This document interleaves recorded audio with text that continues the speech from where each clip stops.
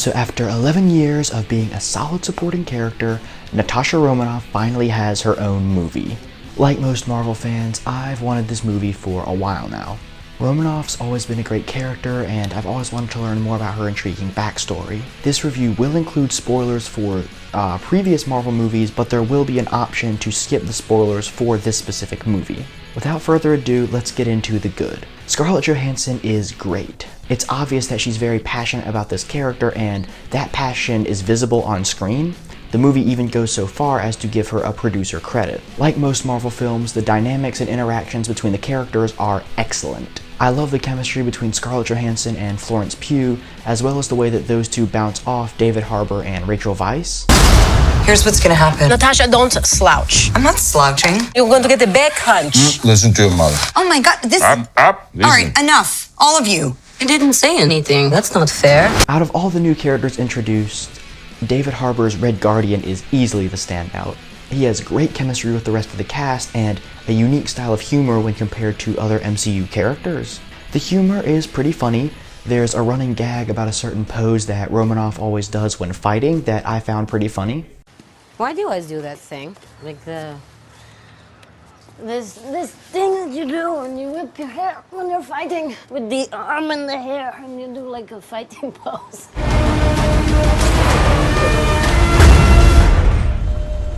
Such a poser. Ugh, that was disgusting. I'll talk more about the villain later, but I like the fact that he isn't some big end-of-the-world threat. His plan is more personal and disturbing than it is large in scale. Let's move into the mixed. The plot of this movie does a good job answering a lot of questions that audiences may or may not have had about Natasha's past. You can tell the writers used Natasha's conversation with Loki in The Avengers as a source of inspiration. The action is okay. It's shot in the typical Marvel fashion of quick match-on-action cuts between like 10 different angles of coverage. The tone of this movie is also slightly darker than Marvel movies. It's not groundbreaking or anything, it's still PG-13, but it is dark when compared to the average Marvel movie. Let's move into the bad. The main bad guy, played by Winstone, is pretty one-dimensional. He has an evil plan to accomplish evil things because he's evil. There's no nuance or layering. The secondary villain, Taskmaster, is also pretty bland. I know a lot of fans are disappointed because his backstory is different than it is in the comics. I'm not at all familiar with this character's comic book iteration, so I can't say one way or the other. All I can say is that the character is very bland here. And finally, the third act of this movie really stumbles a lot.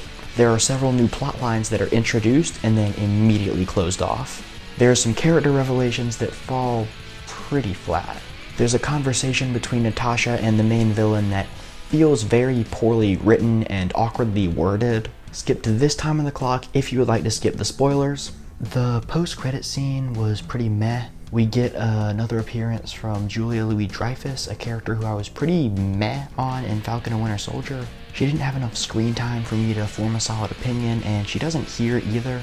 The scene sets up a plot line that may continue in either the Hawkeye TV series or a Yelena Belova standalone movie. Speaking of setup, there is a lot of that in this movie. I could potentially see there being another Black Widow movie about how her and Hawkeye met, a Red Guardian spin-off, and a Yelena Belova spin-off. Maybe a Yelena Belova movie about what happens to her and the other Black Widows. I actually felt okay about Taskmaster being Dreykov's daughter.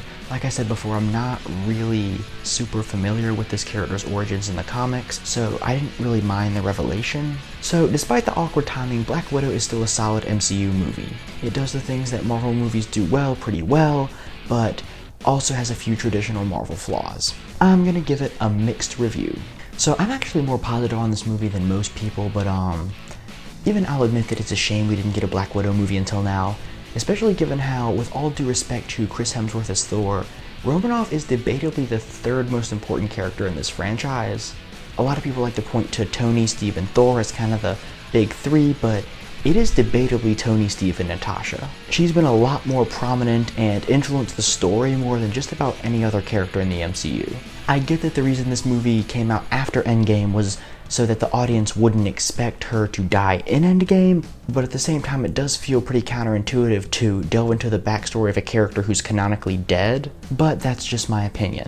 If you guys like this video and you want to see even more Marvel content, click this playlist right here. As always, thank you guys very much for watching. Be sure to subscribe. Bye.